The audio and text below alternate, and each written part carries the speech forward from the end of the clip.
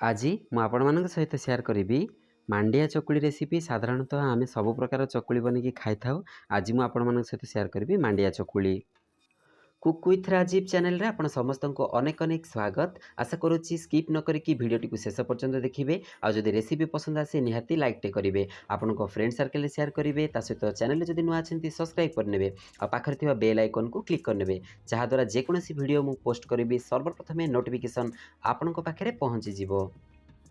ମାଣ୍ଡିଆ ଚକୁଳି ବନେଇବା ପାଇଁ ପ୍ରଥମେ ଏଠି 400 ଗ୍ରାମ ହେବ ମୁଁ ଚିକଣ ମାଣ୍ଡିଆ ଚୂନା ନେଇଯାଇଛି। ତ ଧ୍ୟାନ ରଖନ୍ତୁ, ଯେତେବେଳେ ଚକୁଳି ଆମେ ବନେଇବା ପୁରା ଚିକଣ ହେଇଥିବ ତ ସେଇ ମାଣ୍ଡିଆ ଚୂନା ହିଁ ନେବା। ଖଦଡ଼ିଆ ରହିଲେ ସେଟା ଏତେ ଭଲ ହୁଏନି। ତା ସହିତ ଏବେ ଏଠି ମୁଁ ଟେଷ୍ଟକୁ ଦେଖିକି ବର୍ତ୍ତମାନ ଲୁଣ ନେଇଯାଇଛି। ତ ଲୁଣ ଏଠି ବର୍ତ୍ତମାନ ମୁଁ ଆଡ଼୍ କରିନେଉଛି। ଏବେ କ'ଣ କରିବି ନା, ଅଳ୍ପ ଟିକେ ଚିନି ନେଇଯାଇଛି। ଗୋଟେ ବଡ଼ ସ୍ପୁନ୍ରେ 1 ସ୍ପୁନ୍ କହିପାରିବି, ସେତିକି ହିଁ ମୁଁ ଚିନି ନେଇଛି।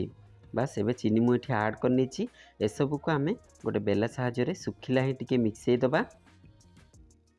ପରବର୍ତ୍ତୀ ମୁହୂର୍ତ୍ତରେ ଆମେ ପାଣି ଦେଇକି ତାକୁ ବ୍ୟାଟରଟା ବନେଇବା। ତ ଏବେ ମୁଁ ଶୁଖିଲା ତାକୁ ମିଶାଇ ଦେଇଛି।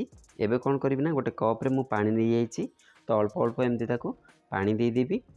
ଆମେ ତାକୁ ଏବେ ଡାଇରେକ୍ଟଲି ମିଶାଇବାନି, ଆମକୁ ଯେତିକି ପାଣି ରିକ୍ୱାର୍ଡ଼ ହେଉଛି ସେତିକି ଦେଇକି ତାକୁ ଆମେ 10ରୁ 15 ମିନିଟ୍ ପାଇଁ ଛାଡ଼ିଦେବା ଢାଙ୍କୁଣି ଦେଇକି। ସେ ଭଲସେ ବତୁରି ଯିବ, ତାପରେ ଆମେ ତାକୁ ଘାଣ୍ଟି ନେବା। ଏବେ ଏଇଟାକୁ ଆମେ ଛାଡ଼ିଦେବା 10ରୁ 15 ମିନିଟ୍ ପାଇଁ। ମୁଁ ଢାଙ୍କୁଣି ଦେଇକି ତାକୁ ବର୍ତ୍ତମାନ 10ରୁ 15 ମିନିଟ୍ ପାଇଁ ଛାଡ଼ି ଦେଉଛି। ତ ଏଠି ପାଖାପାଖି 15 ମିନିଟ୍ ହେଇଗଲାଣି। ଏବେ ଆକୁ ଆମେ କ'ଣ କରିବା ନା, ବେଲାର ପଛପଟରେ ଏମିତି ଅଳ୍ପ ଅଳ୍ପ କରିକି ଭଲସେ ଘାଣ୍ଟିବା। ଦେଖନ୍ତୁ, ଯେହେତୁ ଆମେ ଆକୁ କିଛି ସମୟ ପାଇଁ ଛାଡ଼ି ଦେଇଥିଲେ, ଚୂନାଟା ଆମର ବତୁରି ଯାଇଛି ଆଉ ପାଣିଟା ତଳ ପର୍ଯ୍ୟନ୍ତ ପୁରା ଯାଇଛି। ନହେଲେ ଏମିତିରେ ଆମକୁ ପ୍ରାୟ ଶୁଖିଲା ଚୂନା ଦେଖାଯାଆନ୍ତା। ତ ଅଳ୍ପ ଯେଉଁ ତଳେ ଟିକେ ଟିକେ ଶୁଖିଲା ଚୂନା ଅଛି ତାକୁ ଆମେ ଏମିତି ଭଲସେ ମିଶାଇ ଦେବା। ଏଠି ଭଲସେ ତାକୁ ମୁଁ ମିଶାଇ ଚାଲିଛି। ଆଉ ମନେ ରଖନ୍ତୁ, ମାଣ୍ଡିଆ ଯେତେବେଳେ ଆମେ ମିଶାଉଛନ୍ତି ଚୂନାଟା, ତ ତା'ର ଗୁଳା ସେମିତି କିଛି ରହେନି, ମାନେ ଶୁଖିଲା ବଲ୍ସ କିଛି ରହେ ନାହିଁ। ତ ଆରାମସେ ତାକୁ ଆମେ ମିଶାଇ ଦେଇପାରିବା। ଏଠି ଦେଖନ୍ତୁ କେତେ ବଢ଼ିଆ ସେ ବର୍ତ୍ତମାନ ମିଶାଇছে। ଆଉ ବ୍ୟାଟରର ଥିକନେସ୍ ମଧ୍ୟ କେତିକି କ'ଣ ଅଛି ଦେଖନ୍ତୁ। ନା ବେଶୀ ଆମେ ପାଣିଆ କରିବା, ନା ବେଶୀ ମୋଟା କରିବା। ତ ଏମିତି ଥିକନେସ୍ ହେଲେ ଆମର ପିଠାଟା ମଧ୍ୟ ବହୁତ ବଢ଼ିଆ ହେବ। ତ ଚାଲନ୍ତୁ, ବ୍ୟାଟର ଏଠି ରେଡ଼ି ହୋଇଗଲା। ଆମେ ପିଠା ପ୍ରୋସେସ୍ ବନେଇବା। ଗ୍ୟାସ୍ ଅନ୍ କରିକି ଏବେ ଗ୍ୟାସ୍ର ଜାଳକୁ ମୁଁ ଲୋ ଫ୍ଲେମ୍ରେ ରଖିଦେଇଛି। ଏଠି ତାୱା ବର୍ତ୍ତମାନ ବସାଇ ନେଇଛି। ତା ସହିତ ଏବେ ଏଠି ରିଫାଇଣ୍ଡ ଅଏଲ୍ କିଛି ନେଇଛି। ତ ଏଠି ପାଖାପାଖି 2 ଚାମଚ ମୁଁ ରିଫାଇଣ୍ଡ ଅଏଲ୍ ଏମିତି ଭୁରେଇକି ଦେଇଦେବି। ଆଉ ପିତିପାତିରେ ତାକୁ ଏମିତି ଟିକେ ଚାରିପଟକୁ ଲଗାଇଦେବି। ତାପରେ ଆମେ ଏଠି ଯେଉଁ ବ୍ୟାଟର ବର୍ତ୍ତମାନ ରଖିଥିଲେ, ଫୁଲ୍ ଗୋଟେ ବେଲା ବ୍ୟାଟର ନେଇକି ବର୍ତ୍ତମାନ ଦେବା। ଗ୍ୟାସ୍ର ଜାଳ ଏଠି ମୁଁ ଲୋ ଫ୍ଲେମ୍ କରିନେଇଛି।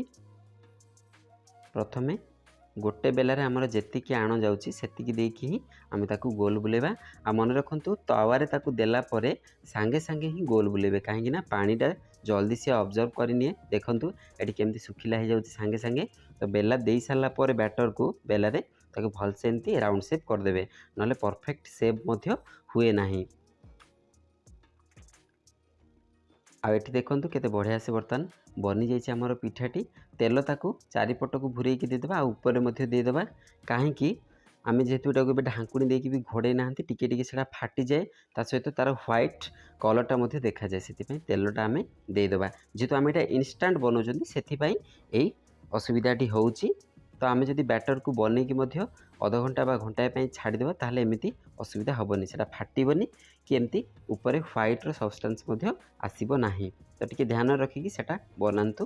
ଆଉ ଯଦି ଆପଣଙ୍କର ବ୍ୟାଟରର କନସିଷ୍ଟେନ୍ସି ଠିକ୍ ଥିବ, ତାହେଲେ ବହୁତ ବଢ଼ିଆ ପିଠା ବନିବ। ଏଠି ଦେଖନ୍ତୁ କେତେ ବଢ଼ିଆ ସେ ଆମର ପିଠା ବର୍ତ୍ତମାନ ବନିଛି। ଆଉ ତେଲ ଏଠି ମୁଁ ଟିକେ ଅଧିକା ଦେଇଦେଇଥିଲି, ଯାହାଦ୍ୱାରା ଆମର ମାଣ୍ଡିଆ ପିଠାଟି ଭଲସେ ମଧ୍ୟ ବାହାରିଗଲା ତାୱାରୁ। କାହିଁକି ନା ବେଳେବେଳେ ମାଣ୍ଡିଆ ପିଠା ତଳପଟ ମଧ୍ୟ ଲାଖିଯାଏ ତାୱାରେ। ତ ତେଲ ଟିକେ ଆପଣ 2-3 ଚାମଚ ଏକ୍ସଟ୍ରା ଦେଇଥିଲେ ସେଇଟା ଭଲସେ ମଧ୍ୟ ବାହାରିଯାଏ। ଏବେ ଏଠି ଦ୍ୱିତୀୟଟି ବର୍ତ୍ତମାନ ମୁଁ ବନାଉଛି। ତ ସେମିତି 2 ଚାମଚ ପାଖାପାଖି ତେଲ ଦେଇଦେଇଛି। ତାକୁ ପିତିପାତିରେ ଟିକେ ଏମିତି ଚାରିପଟକୁ ଲଗାଇଦେଲି ତାୱାର। ଏବେ ଏଠି ପୁଣି ଆମେ ବ୍ୟାଟର ଦେଇକି ବର୍ତ୍ତମାନ ଆଉ ଗୋଟେ ପିଠା ବନେଇବା।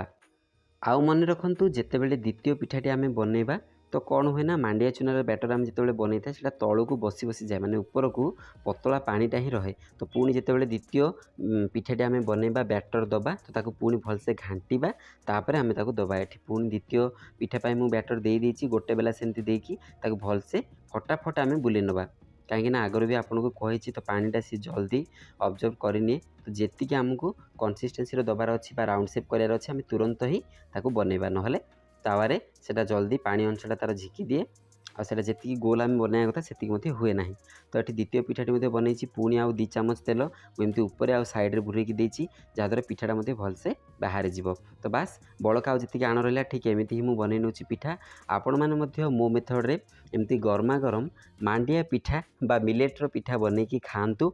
यहाँ बहुत हेल्दी डिश आप बनईकी खातु। केमी लगे निश्चिंत रूप से मो सहित शेयर करूँ कमेंट मध्यम आज रोचे पुणी देखा गोटे न्यू रेसिपी सहित। नमस्कार।